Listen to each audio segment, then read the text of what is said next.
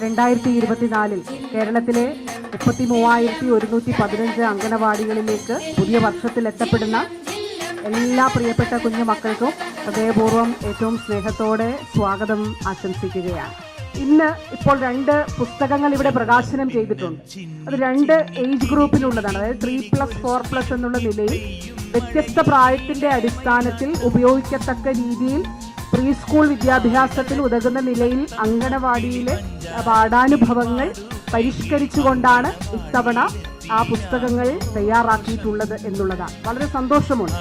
അതുമാത്രമല്ല QR code ഉപയോഗിച്ച് ഡിജിറ്റലാക്കിയാണ് അത് പരിഷ്കരിച്ചിട്ടുള്ളത്.